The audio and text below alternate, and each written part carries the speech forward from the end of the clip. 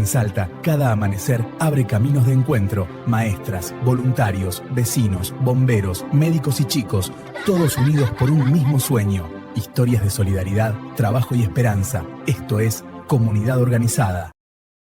Bueno, hola, buenas tardes. Muchas gracias, Fede, por recibirnos. Esta ya es la segunda entrevista dentro de los ciclos que nos vamos conociendo.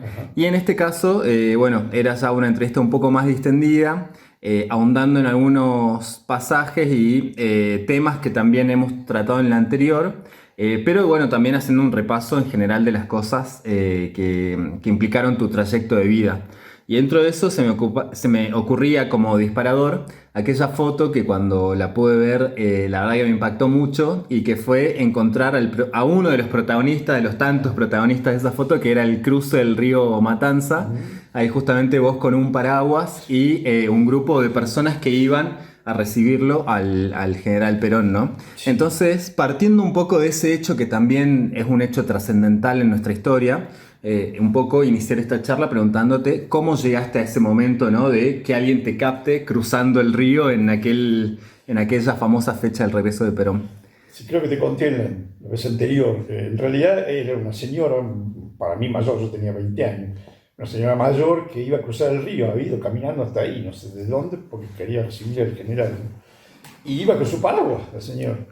Y cuando va a cruzar el río se quedó ahí, estaba al lado, digo, señora, ¿quiere que le ayude a cruzar? Entonces agarré yo el paraguas, ahí está la foto. Por eso también me identifiqué yo, por el paraguas. Después vi la campera y me acordé sí que tenía esa campera, pero la señora me dice, sí, yo quiero cruzar, quiero ir a recibirlo al general. Así que pasamos el río, como estaban cruzando todo, lo ves en la foto, el agua a la cintura más o menos. Sí. En esa época el río ese no estaba tan echado a perder como estuvo después, con aguas hervidas y demás, razonablemente limpio, ¿no? Sí.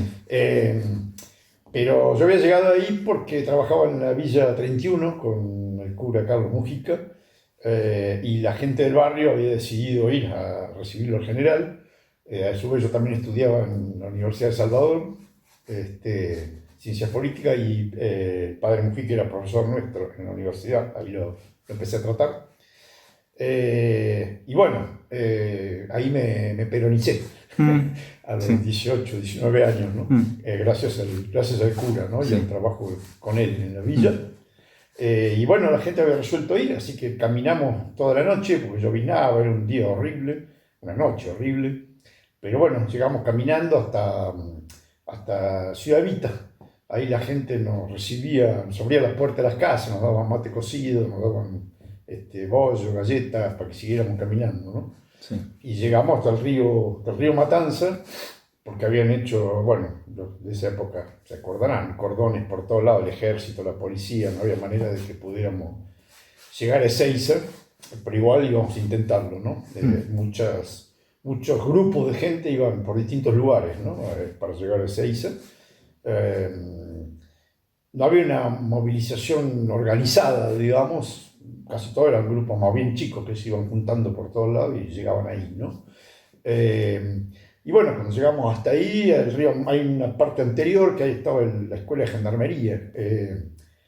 Nosotros fuimos no por la ruta que estaba cortada por los militares, sino por la banquina, digamos, por afuera, por el descampado, ¿no? Llegamos a la escuela de gendarmería y nos estaban esperando, apuntándonos con los FAL, y ahí dijimos, ¿qué hacemos? ¿Seguimos?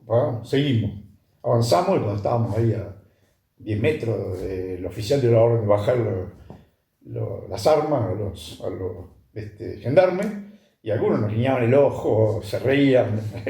En complicidad ahí. Sí, son parte del pueblo también. Claro, entonces sí. No iban a reprimir así alevosamente, ¿no? Claro. Y bueno, seguimos, cruzamos el río, y ya cuando pasamos al otro lado, que hay uno de los bosques de Ezeiza, ya los militares habían dado la orden de empezar a tirar con las tanquetas, con las ametralladoras, por arriba de las cabezas nuestras, a los árboles, ¿no? Y ahí caían las ramas, y ahí nos enteramos por alguno que iba con radio que el general ya había aterrizado, que estaba bien, y dijimos, bueno, ya paremos acá, para que nos vamos a hacer matar si ya llegó, que ese es el objetivo, recibirlo, ¿no? Así que todo eso, bueno, mientras llovía, la verdad que era un día frío, a pesar de ser noviembre, y ahí ya decidimos, pasamos a la autopista, ya los militares nos dejaron pasar a la autopista para volver, Y ahí, bueno, ya después viene todo lo que vino después. En general estuvo detenido en el hotel, no lo querían dejar salir, hubo un montón de incidentes ahí, pero al final se fue a su casa de Gaspar Campos y nosotros volvimos a Capital. Claro. Ahí decías, bueno, más o menos a los 18 años tenías en esa edad... Sí, tenía 19, a ver, fue en noviembre, 72, 20. 20. Bien, o sea, tenía apenas 2 años cuando se produce el golpe que lo derroca a Perón y que fue... Tenía 3 años. 3 años, claro. Y fue crecer toda esa etapa con Perón en el exilio. Sí. Que era para nosotros un misterio quién era, porque estaba, ¿te acordás que estaba prohibido inclusive hablar de Perón, nombrar a Perón?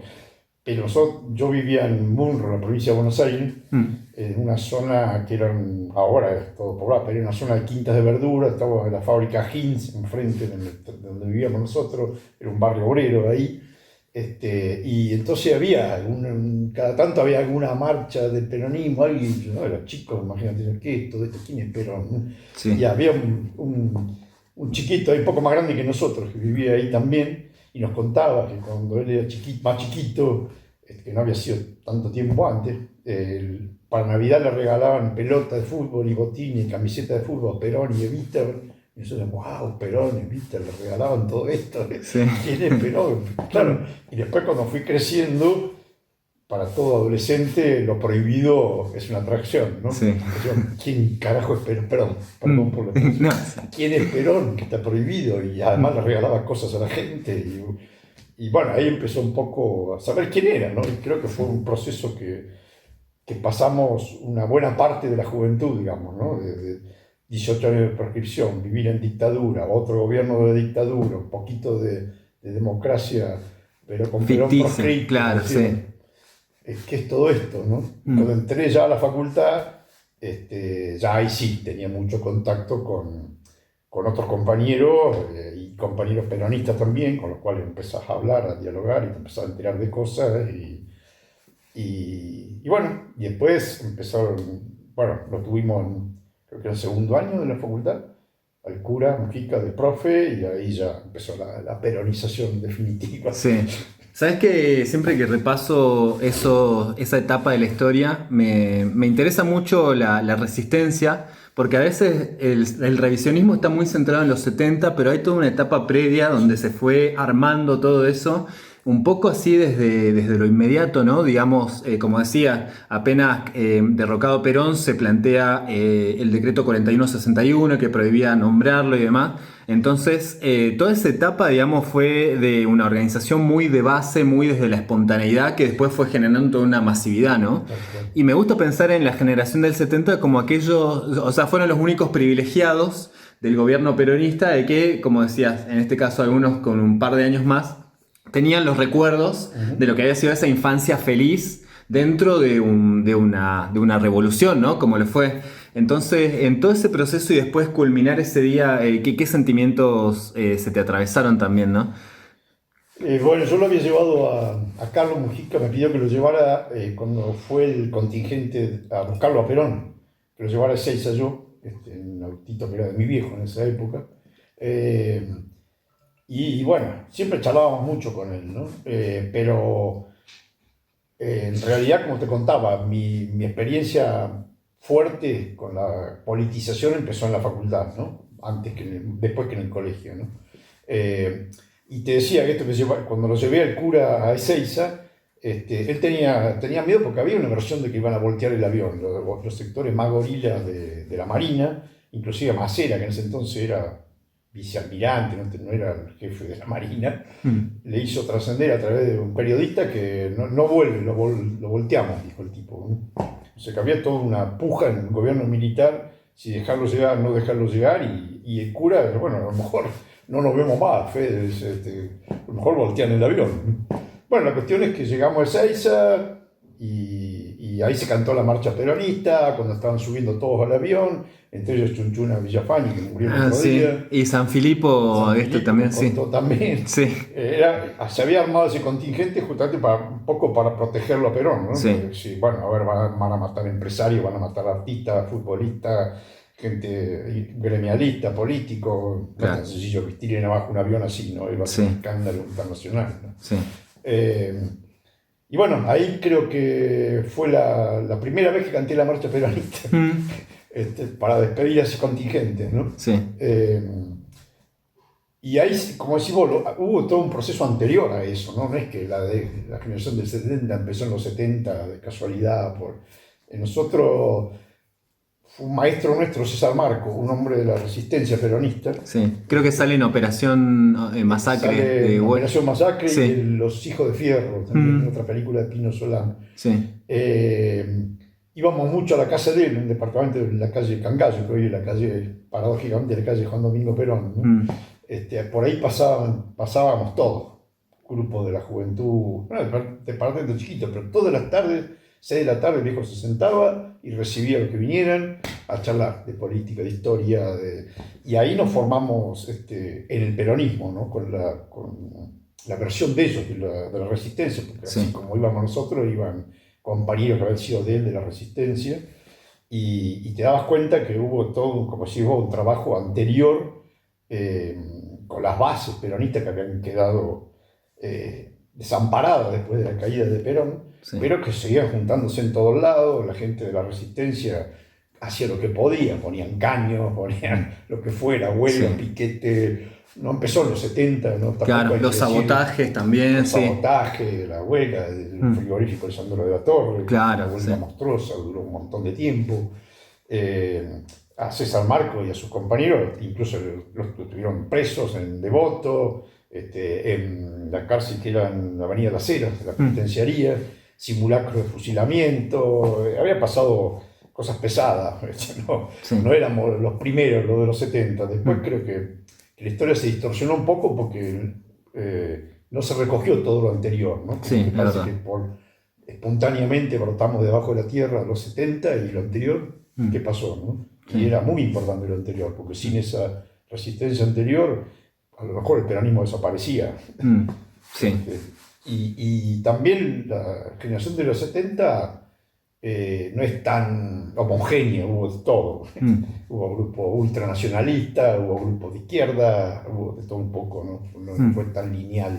Sí, sabes que en eso también te quería consultar porque Mujica fue alguien muy crítico de la lucha armada en algún momento y una voz autorizada, digamos, ¿no? Porque justamente Carlos tenía un compromiso muy profundo y ahí se abre una brecha también sobre la interpretación de los 70, ¿no? Sobre que hubo un sector disidente, digamos, de montoneros también que no estaba de acuerdo con la lucha armada. Entonces esa parte no se conoce del todo todavía.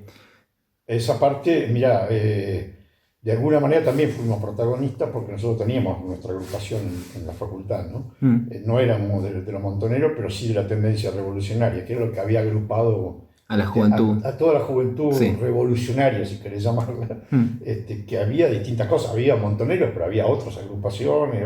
Bueno, la cuestión es que después masivamente todo eso fue confluyendo en los montoneros, ¿no?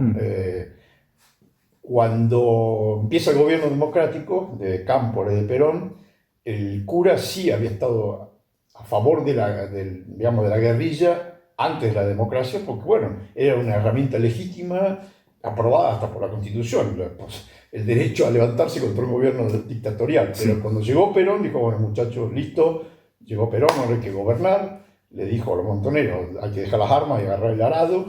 Eso fue su punto de inflexión, digamos, su corte, ¿no? Y no estaba de acuerdo con seguir la lucha armada en el gobierno constitucional, no estaba de acuerdo con que siguieran los secuestros de empresarios, no estaba de acuerdo, por supuesto, con los asesinatos de sindicalistas, ni de militares tampoco.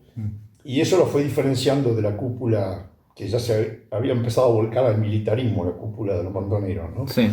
En un momento, tanto el cura Gali, que era en la provincia de Buenos Aires, como Carlos y muchos de esos sacerdotes que eran los sacerdotes del tercer mundo, empezaron a criticar a los montoneros, ¿no? El cura Gali era de los montoneros inclusive, y él apartó toda la columna, se llamaba la columna Artigas, creo que era, de la provincia de Buenos Aires, de los montoneros, y se armó lo que se llamó la Juventud Peronista Lealtad, Juventud Peronista Lealtad Perón. Sí. Que ahí confluimos, sí, los que no estábamos de acuerdo con la postura militarista de los montoneros, ¿no? Sí. Y en un momento ya se había arrastrado como el 30% de la militancia montonera, ¿no? A la lealtad. Y eso, claro, para los montoneros era un peligro, ¿no? Hay versiones con algún fundamento de que pueden haber sido los montoneros los que mataron a Mujica y no la AAA. Y no la AAA, claro. Hay varias versiones, hay varios testimonios, hay cosas que no terminan de cerrar en la versión oficial del asesinato de Carlos, ¿no? Pero no es improbable, es improbable que haya sido los mismos montoneros, que los molestaba tanto a ellos, por esto que te cuento, de la disidencia que se había armado, como a la AAA o a los gérmenes de la AAA o a López Rega, porque Carlos había sido nombrado por Perón asesor de López Rega para el tema de las villas, y no estaba de acuerdo con lo que estaba haciendo el Ministerio de Bienestar Social con ese tema, renunció a esa asesoría con una crítica muy fuerte a López Rega. Entonces estaba apuntado de los dos lados. Claro. Y él a mí me había dicho, yo sé que nos van a matar, de algún lado nos van a matar. Sí. ¿Sabes que es bien interesante este punto? Porque justamente habla también de algo que se puede leer en este contexto, que es el principal punto de derrota del peronismo en ese tiempo fue el enfrentamiento interno, ¿no? De los cuales Mujica supo mantenerse en un lugar que tenía que ver con cuidar el movimiento, ¿no? Es decir, no ceder a las presiones de ninguno de los bandos que se enfrentaban, en este querer reemplazar a Perón también, sino considerar que, bueno, justamente es un movimiento donde la conducción de Perón no se discutía. Y sobre todo también la cuestión del haber asociado directamente el cristianismo con el peronismo. De hecho, yo en algún momento también pude dar con uno de los libros, particularmente con ese de Carlos Mujica, Cristianismo y Peronismo, y bueno, genera una síntesis que es algo de lo que habla también las verdades del peronismo, ¿no? Cuando dice un movimiento profundamente humanista y cristiano, eso lo veo muy representado en la figura de Mujica y el compromiso con los pobres, que creo que eso fue justamente algo que también se fue abandonando un poco, ¿no? Digamos, de la práctica concreta del peronismo, ¿no? Y a pasar a ser un eslogan. Entonces, en ese sentido, digamos, para el conjunto, el movimiento, la historia, ¿qué crees que representa a Carlos Mujica, ¿no? Dentro del peronismo? Y bueno, él era un personaje muy, muy mediático, ¿no? Era una persona que él sabía lo que representaba como vocero no solo del peronismo, sino del movimiento de sacerdote para el tercer mundo, que también era una línea muy fuerte dentro de la iglesia de ese momento, ¿no? Él nunca quiso separarse de la institución iglesia, seguía perteneciendo a la iglesia y hacía enormes esfuerzos para seguir perteneciendo a la iglesia. No quería ni que lo echaran de la iglesia ni irse él por la suya, ¿no? Quería dar la lucha dentro de la iglesia, ¿no? Y era el más representativo de un grupo grande de sacerdotes, no era el único. Lo que pasa es que era el más conocido, el más famoso, el más mediático, el que realmente podía expresarse en los medios que había en ese entonces, que no eran los de hoy, pero permanentemente lo estaba buscando el periodismo para que opinara sobre esto, sobre aquello, y bueno, y en el movimiento villero era muy, muy representativo también, ¿no? Entonces, y esto que vos decís, era como la reafirmación de la lealtad a Perón. Él no quería salirse del peronismo y no podía discutirse la conducción de Perón. Era el conductor, y para eso lo habíamos traído de vuelta, ¿no? Para que condujera al gobierno, ¿no? Yo creo que fue un desgaste muy grande que sufrió Perón con los montoneros por un lado, con la llamada AAA por el otro lado, que le dificultaban gobernar, y el resto de los movimientos guerrilleros, porque el ERP siguió operando igual con gobierno democrático o no. Y a Perón le matan a Rucci, los montoneros, que eso sí fue un golpe durísimo, y los montoneros mismos lo dijeron después, fue tirarle un muerto para negociar. ¿Qué vamos a negociar? La conducción del peronismo, ¿no? Es una locura. Lo mataron como te digo, no se sabe si lo mataron ellos o no, Mujica, pero hay posibilidades de que haya sido ellos. Entonces, el cura era muy representativo dentro de lo que era la opinión pública, digamos, ¿no? La gente lo escuchaba, y de todos los sectores, porque mirá que yo pertenezco a un sector social que no pertenezco a la villa, ¿no? Y en ese sector social también se lo escuchaban, ¿no? Su prédica a favor de la justicia social y del peronismo era válida dentro de la iglesia, no era una locura personal de él. Había también una tendencia que tenía que ver con el Concilio Vaticano II, con Medellín, con la reunión de los obispos latinoamericanos, había toda una línea de iglesia de avanzada que hoy está muy presente con Francisco y con el actual Papa, pero bueno, en ese entonces era muy fuerte, ¿no? Está bien, podemos decir que confluía también la Revolución Cubana, el Mayo francés, la muerte de Guevara, una serie de cuestiones y la juventud en todo el mundo que cuestionaba el viejo orden establecido de sus padres y de la vieja sociedad, digamos. Sí. Era todo un movimiento muy fuerte en el mundo, ¿no? Sí. Hoy lo podemos ver como algo raro porque no es lo que está ocurriendo, y Carlos era, como te digo, un personaje muy representativo de la época y del peronismo en ese momento, ¿no? Sí, lo mencionabas a Francisco y justamente pensaba también en que Francisco puede recuperar, si se quiere, esa visión de lo que hace a la teología de la liberación, digo, y que un poco lo hemos también expresado con una cierta continuidad de León XIV. Y esto también pone nuevamente en tela de juicio a la Iglesia como institución, porque como bien decía Carlos Mujica, en su momento eligió pelearla por dentro, digamos, ¿no? Así como sucede con muchas estructuras que uno puede pensar que son conservadoras per se, porque son instituciones y demás, pero también está esta línea que tiene que ver con un cuestionamiento del sistema establecido, ¿no? Y que es muy fuerte y que creo que Francisco lo ha expresado muy bien y ha movilizado también mucho a la juventud, sí, en ese sentido, ¿no? Sí. Ahí ves, ¿qué análisis haces también del legado de Francisco en línea con estas ideas, ¿no? Mirá, yo creo que Francisco, creo que la entrevista anterior lo hablamos, conducía a la Iglesia de la misma manera que Perón conducía al peronismo, salvando, sí, las distancias, porque la Iglesia tiene 2000 años de antigüedad y es una institución que está en todo el mundo, sí, pero tenía la misma forma. Francisco quería conducir por lo menos a la inmensa masa de la Iglesia hacia otro lado, ¿no? Como Perón hacía con el movimiento, ¿no? Perón siempre lo decía, no me sirve gobernar solo con los buenos son muy poquitos, sí, me quedo solo. Y Francisco lo mismo, tenía que llevar a la Iglesia hacia otro punto distinto al que había estado hasta ese momento, ¿no? Y creo que su manera de conducir es muy cuestionado también Francisco, o sea que dentro de la misma Iglesia, hay mucha gente que no lo quiso, sí, que no estaba de acuerdo con su prédica, que no estaba de acuerdo con su manera de manejar la Iglesia, pero consiguió ponerla en otro lado y consiguió volver a ponerla en la consideración mundial como una institución de peso, digamos, de peso por lo menos moral, ético, hasta político, ¿no? Sí. Obviamente la Iglesia no tiene ejércitos, ni tiene en ese sentido poder, pero tiene un poder espiritual muy fuerte, ¿no? Y el Papa actual está siguiendo ese legado, a pesar de que no tiene el mismo carisma que tenía Francisco, la misma personalidad, pero por las cosas que está haciendo y cómo está posicionando la Iglesia, y la última encíclica que publica, la lleva al mismo lado, digamos, con otro estilo a lo mejor, ¿no? Y creo que para la Argentina Francisco es muy discutido por eso, porque le dijeron que era peronista, que que el otro. Sí, es probable que... De hecho, curiosamente yo lo traté cuando él era general de los jesuitas de Argentina, sí, y yo estaba en la facultad también, y yo estudié en El Salvador, que era de los jesuitas, así que lo conocí. Pero mira, llegó a general de los jesuitas teniendo 36, 35 años, un capo para llegar a ser el superior de los jesuitas en Argentina.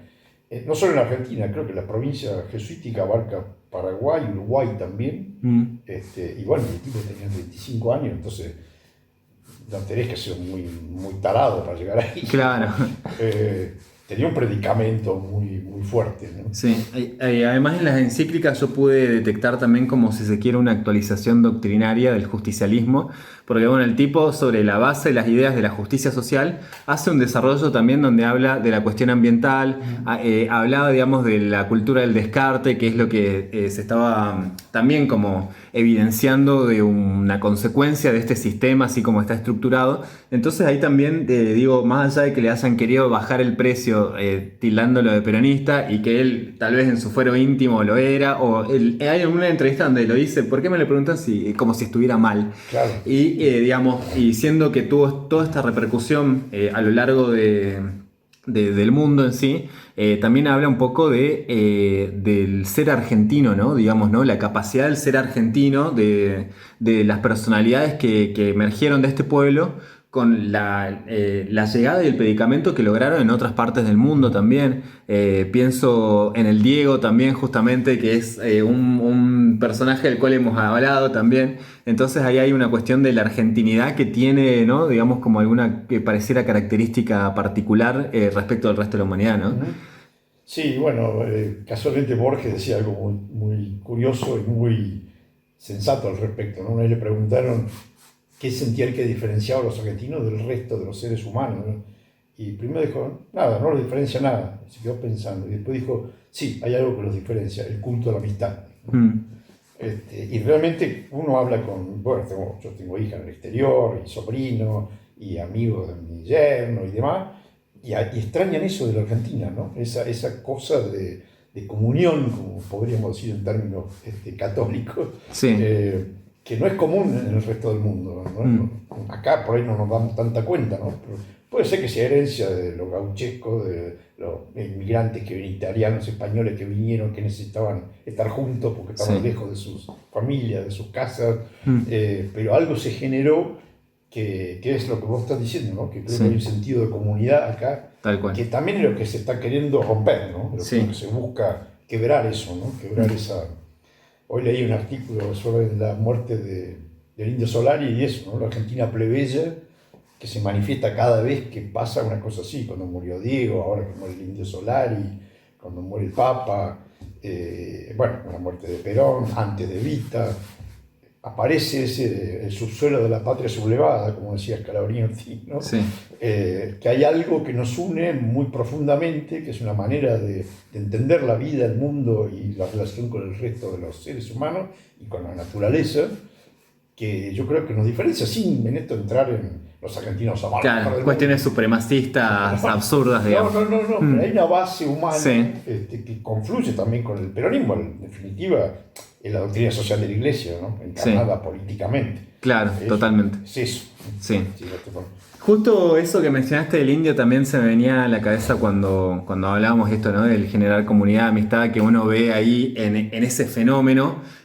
Yo también fui a la plaza a ver qué era lo que sucedía, digamos, ¿no? Esa congregación de muchas personas aunadas por un mismo espíritu. Este concepto de la misa también, los recitales como una peregrinación, perdón. Entonces hay toda una mística alrededor, ¿no? De ese sentimiento, de ese sentir que caracteriza mucho y que se manifiesta en esto, como así también manifiesta a los elementos de la antipatria, ¿no? Porque uno así en contraposición a toda esa expresión de amor popular encuentra también el odio de los poderosos, ¿no? Aquellos que también justamente los consideran enemigos a las personalidades como el Indio, como el Diego, que tomaron posicionamiento político, porque eso es justamente lo que molesta, ¿no? Que hay un posicionamiento político. Entonces esa es un poco también la contradicción en la que se desarrolla la Argentina un poco, ¿no? Tiene que ver con nuestra historia. Sí, tal cual. Yo no creo que el argentino medio sea un odiador como Milei. Para mí eso no es argentino común.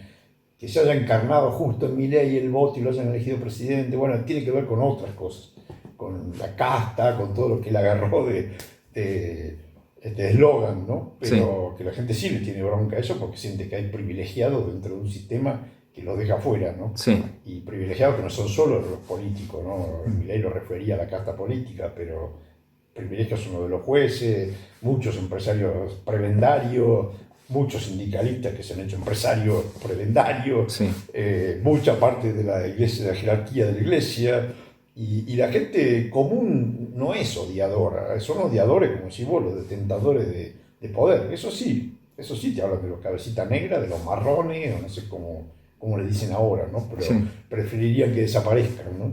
Como si no fueran esos marrones que ellos odian, los que les hacen los trabajos todos los días para hacerlos ricos a ellos, ¿no? Claro. Entonces, a ver, no jodamos, el país es para todos o no es para nadie, pero no es que va a ser para nosotros solos.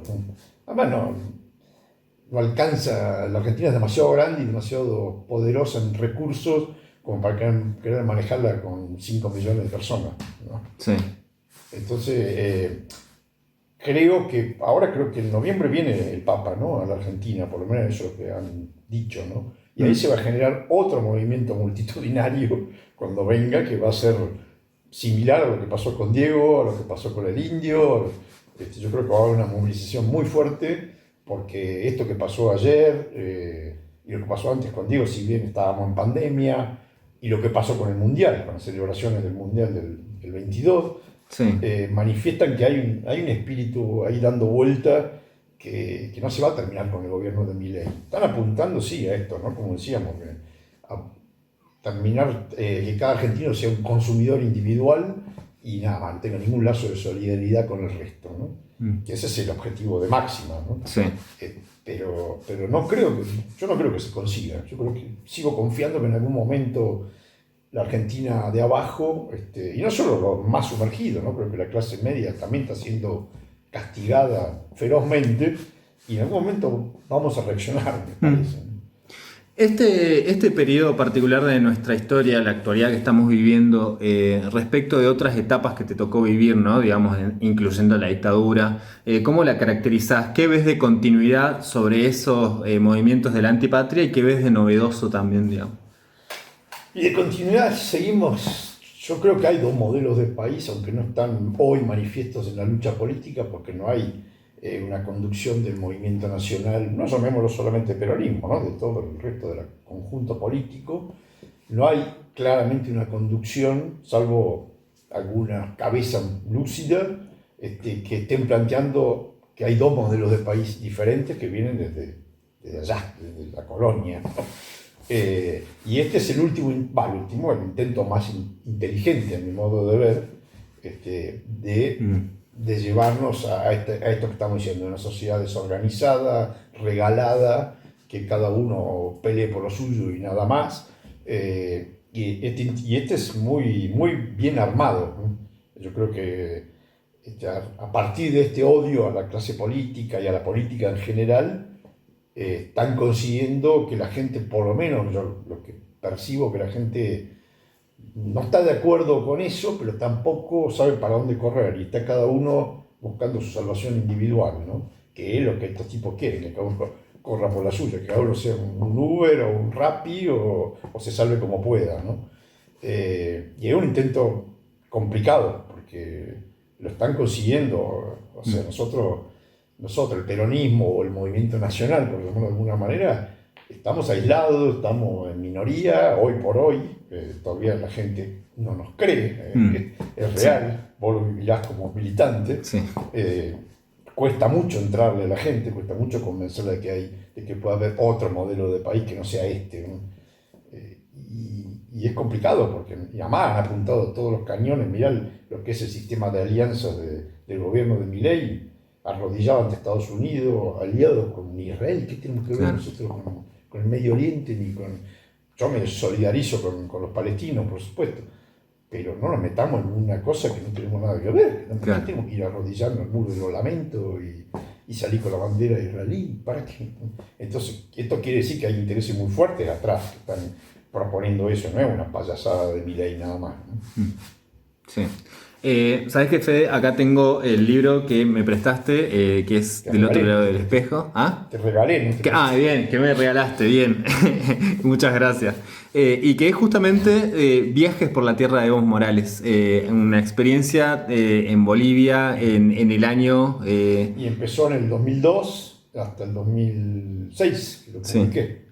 Viajé muchas veces a Bolivia, en principio interesado por lo que empezó siendo el movimiento cocalero, que yo dije, wow, ¿qué está pasando en Bolivia? Que hay un tipo que representa al cocalero, que es una sustancia prohibida en el mundo, y que llega al segundo lugar en la elección presidencial, que está ahí, y entonces empecé a viajar, y lo conocí ahí a Evo también en Cochabamba, cuando recién empezaba todo esto, ¿no? Sí. Recién empezaba para el resto del mundo. En Bolivia ya venía de muchos años de trabajo, ¿no? Y ahí viajé hasta el 2005 o 2006, que en el 2006 publiqué el libro. Que realmente era un fenómeno fascinante lo que estaba ocurriendo, ¿no? Como la Bolivia plebeya, la Bolivia sumergida, una vez más salía a encabezar un movimiento para recuperar el gobierno y recuperar la soberanía nacional, ¿no? Sí. A partir de la hoja de coca, que era un símbolo justamente de la soberanía del pueblo andino, ¿no? Claro. Del mundo andino, ¿no? Sí.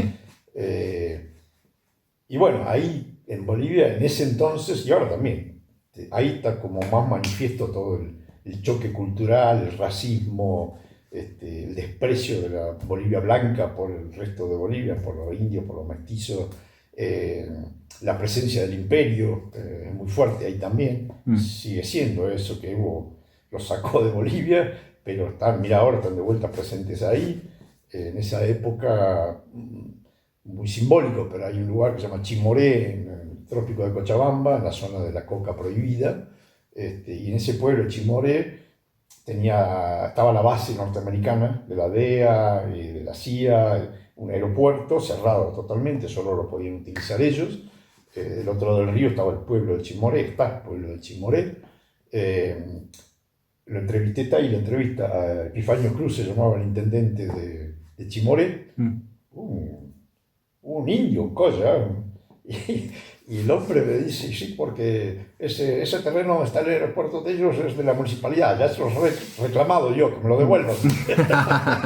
Y terminó echándolos. Y claro. Pasó a ser un aeropuerto civil de Bolivia. Ahí no podían ni ir a buscar heridos o enfermos, no podían aterrizar aviones que no fueran norteamericanos.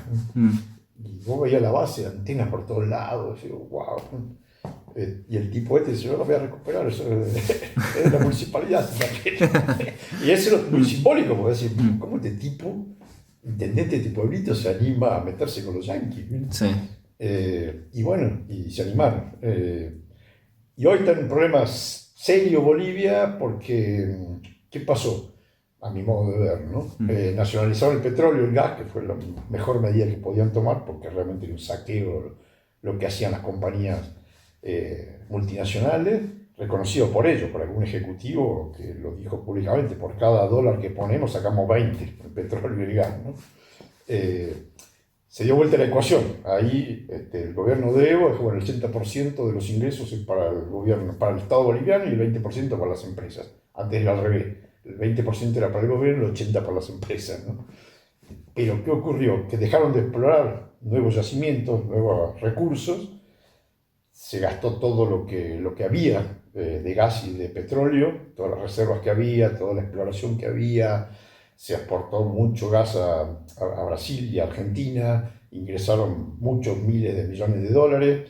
Los ves, a pesar de que digan que haya robado, no consta, salvo algunos que incluso están presos por el gobierno anterior, ¿no? Sí.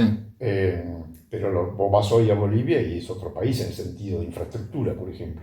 Carreteras, hospitales, escuelas, todo eso ha cambiado radicalmente, ¿no? Y bueno, las reservas fueron a parar ahí, había demandas sociales que venían de un siglo atrás, ¿no?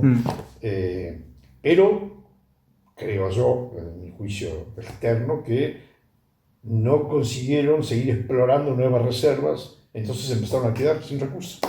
Si empiezas a quedar sin recursos significa que te quedas sin gas y petróleo para exportar, te quedas sin divisas para ingresar, con esas divisas se compra todo lo que Bolivia no produce, claro, de alimentos, maquinaria, y entonces se empezó a paralizar toda la economía. Y es lo que está pasando, lo que pasó en los últimos 2 años del gobierno de Arce y lo que está pasando ahora, ¿no? Sí.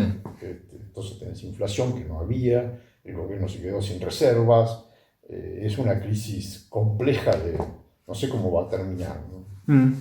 Bien, y sobre la faceta de escritor, digamos, que esto es uno de los libros que tenés publicados, Sí, después tenés más. sí. Sí, esas son más de escritos. El otro es de viajes, viajes internos, pero viajes por Bolivia, Perú, Uruguay, Chile, Argentina. Y en esos viajes y describiendo lo que yo iba viendo, también había un viaje interior, ¿no? Sí. Y este otro no, este es más un ensayo sociopolítico del movimiento cocalero, de lo que ocurrió en Bolivia, junto con un intento de explicación de qué es la sociedad boliviana, ¿no? Y qué es el mundo, sobre todo el mundo andino, ¿no? Las festividades, las comunidades, como hablamos antes, el sentido comunitario, cómo sigue funcionando en Bolivia, ¿no? En la ciudad del Alto, por ejemplo, que está arriba de La Paz, que es la ciudad aymara, que se llama la ciudad aymara, ¿no? Porque fue poblado por aymaras que emigraron del altiplano. Hubo 2 años de tremenda sequía, años 80 y 81, y la gente, para no morirse de hambre, terminó armando sus casuchas ahí para bajar a trabajar en cualquier cosa en La Paz, ¿no? Y así empezó eso que hoy es una ciudad impresionante y que tiene una... Bueno, vos lo has visto en las manifestaciones ahora, hoy baja el alto y La Paz tiembla cuando baja el alto. Sí. ¿Pero por qué? Porque allá arriba todavía existe el sentido de comunidades que existían en el altiplano. Sí. Como la gente inmigró al centro urbano, o lo que se fue armando como centro urbano, porque al principio era un asentamiento prácticamente, y se armó una ciudad gigante, poblada por todas las comunidades aymaras, ¿no? Entonces el sentido comunitario sigue existiendo, esa ciudad se sigue rigiendo por las normas de las comunidades andinas, ¿no? Las normas de las comunidades del altiplano, ¿no? Sí. Y ha construido una ciudad de la nada, ¿no? Con obras públicas, con asfalto, con placas, con electricidad, con agua, con todo, ¿no? Y hoy es realmente La Paz es una ciudad, bueno, a mí me fascina, ¿no? Porque están todas las líneas de teleférico ahora, que Sí. son como los subtes de Buenos Aires por el aire, ¿no? Sí. Pero no son turísticos, son un medio de transporte, porque era realmente imposible bajar del Alto a La Paz todos los días. La gente tenía que viajar 1 hora y media de ida, 1 hora y media de vuelta para trabajar abajo, ¿no? Sí. Bolivia en ese sentido cambió mucho, no tiene nada que ver con lo que era 20 años atrás. Claro. Y bueno, ahí de fondo estamos viendo algunas fotos que me decías son tuyas, son propias. ¿También son de los viajes las También, fotos? pero son trabajos acá, en distintas comunidades de acá de Salta, de Mendoza, de Río Negro, de Rosario de Santa Fe, de acá de Jacimaná, de Los Cerros, del Chaco salteño, por distintos trabajos que hice, ¿no? Algunos trabajos para ANSES también, de fotografía. Bueno, es un poquito una recopilación de esos trabajos. Sí. ¿Y cómo llegaste al mundo de la fotografía? Por curiosidad, porque me gustaba esto de la imagen. Empecé comprándome una camarita muy chiquita, una Kodak Pocket se llamaban, que eran mínima, cuando tenía 17 años, una cosa así. Y de ahí, bueno, por amigos fotógrafos, Alejandra Huerma, por ejemplo, un fotógrafo de acá, también él me enseñó mucho, Isidoro San, otro fotógrafo. Ellos me introdujeron en el mundo de la fotografía hace muchos años. Y bueno, de ahí empecé a sacar, que es la manera de aprender también, ¿no? Andar por la calle con la cámara, ¿no? Y veo muchos registros de rostros, digamos, que hablan también de un poco nuestra identidad tan diversa, ¿no? Y plural. Me parece que eso tal vez es lo más fascinante de esta tierra que conocemos como la patria grande, ¿no? Porque estabas hablando de Bolivia, estamos hablando de toda una historia común también, ¿no? Sí. Ya, cuando me tocó hacer ese trabajo para ANSES, era la repercusión que tenían las políticas sociales de ANSES en las comunidades indígenas, justamente, ¿no? La asignación universal por hijo, la jubilación con moratoria, y eso era para mostrarle a la gente, sobre todo a la clase media urbana, que no conoce nada de eso en general, y que creía que era como una dádiva y nada más, ¿no? Y le cambió la vida a la gente realmente en las comunidades y en los barrios también, ¿no? Sí. Pero sobre todo en las comunidades aisladas, que la gente hacía artesanías como medio de vida, ¿no? Tenían que trabajar en lo que podían, iban al almacén y canjeaban esa artesanía por 1 kilo de azúcar, por un paquete de fideo, por lo que le diera al almacenero, ¿no?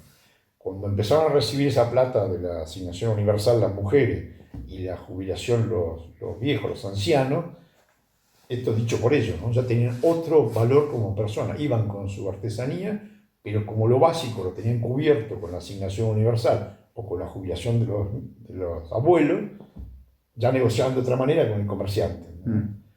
Ya no era, te doy la artesanía y vos le pones el valor y me da un paquete de fideo. No, porque venían compradores de Córdoba, de Rosario, siempre vinieron a las comunidades, y ya la gente tenía la posibilidad de, como tenía lo básico asegurado, de negociar de otra manera su producción, ¿no? Y eso se vio muy clarito ahí, ¿no? Y bueno, esas fotos son de ese trabajo, casi todas, de comunidades de acá, de todo el país, ¿no? Porque, como te decía, anduve por varios lugares con la gente de ANSES, y estas son otras, también trabajo con la Fundación Norte, que trabaja hace muchos años rescatando la música de las culturas aborígenes, tanto de la zona andina como del Chaco salteño, ¿no? Que también hice trabajo con ellos. Y es un mundo que es desconocido para la Argentina, ¿no? Sí.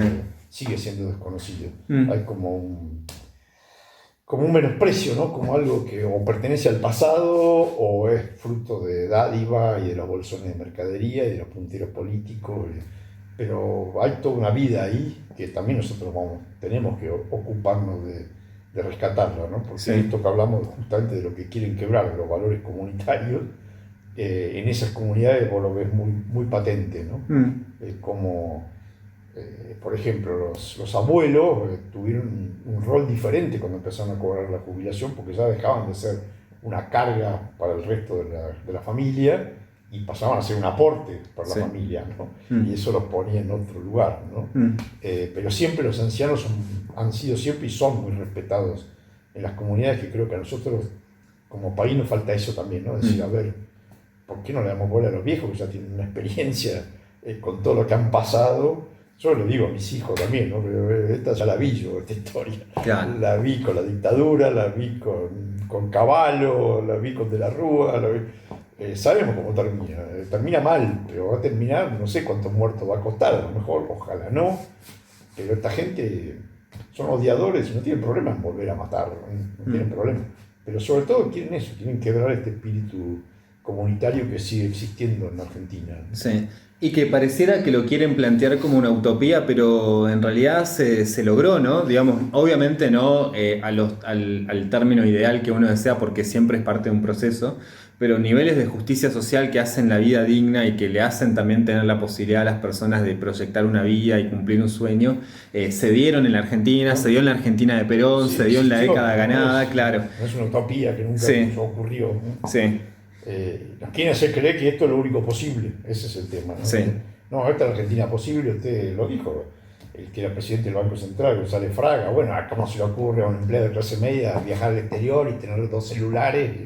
¿Y por qué no? Si somos un país que tiene esa posibilidad, que tengamos una clase dirigente que nunca se ha hecho cargo del bienestar del resto de la comunidad, y dirigente en todos los sentidos, no digo solamente político, ¿no?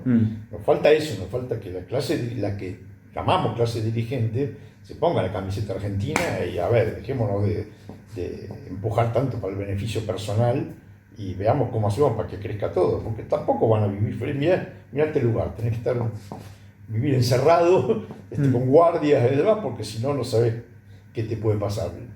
Eso no es viable en un país como la Argentina, no debería ser viable, ¿no? Deberíamos vivir de una manera más armónica, más justa para todos, y eso es el peronismo, ¿no? Eso fue el peronismo y tiene que volver, no ser solo el peronismo, porque hoy no alcanza solo con el peronismo, que además para la juventud es más un recuerdo histórico que una presencia real, ¿no? Lamentablemente en los últimos tiempos no hemos dado muestras de mucha grandeza, ¿no? Es verdad. Pero ha habido periodos de gobierno que han sido muy buenos para la gente dentro del gobierno, de los gobiernos peronistas, ¿no? Pero lamentablemente después, ¿y ahora atrás de qué? ¿Quiénes encabezan esto, ¿no? Yo no, como te digo, yo tengo esperanza, creo que hay figuras dentro, no solo del peronismo, repito, dentro del radicalismo, dentro de los partidos provinciales. Lo que pasa es que, bueno, hemos entrado en una lógica partidocrática, que eso nunca fue el peronismo. Hemos sido absorbidos por el sistema demoliberal burgués, como se llamaba Perón, el sistema partidocrático, y creemos que eso es todo, de que pelean en las elecciones y después cada uno en su casa. Y eso no alcanza en Argentina.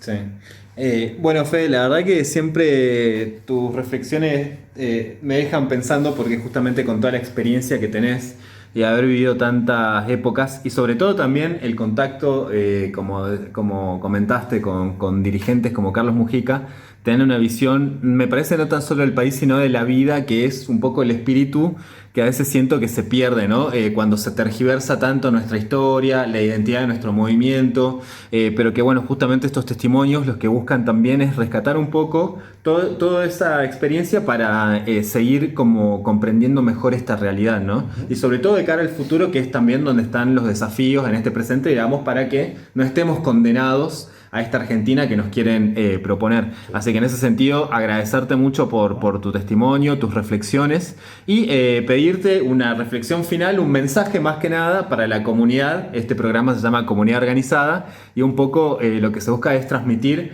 si se quiere, también un mensaje de esperanza, ¿no? Y creo que en tus palabras también un poco uno las encuentra, así que era dejarte ese pedido como final. Yo creo que la comunidad organizada no es una consigna peronista únicamente, creo que es una forma de organizarnos como nación, ¿no? Si rompen con ese espíritu de comunidad organizada que siempre ha tenido la Argentina y nos hacen creer que lo único viable es lo individual y el consumo individual y la salvación individual, vamos a estar perdidos, eso es real. Pero yo creo que el pueblo argentino, como dijimos hace un rato, hay un sustrato ahí de comunidad organizada que más allá de los partidos, ¿no? Más allá de cada partido, y fue el último mensaje de Perón, ¿no? Cuando se abrazó con Balbín, creo que lo hablamos en la entrevista anterior, sí. Que fue muy simbólico, pero también Perón dijo, para algún argentino no hay nada mejor que otro argentino, ¿no? Y los que se sientan afuera de la Argentina porque desprecian a la Argentina, porque dicen este país de mierda, bueno, vayan muchachos, está Ezeiza, ¿no? Sí. Déjenos a nosotros acá tranquilo y nosotros lo vamos a conseguir. Bien, bueno, muchas gracias, Fede. A ustedes, gracias.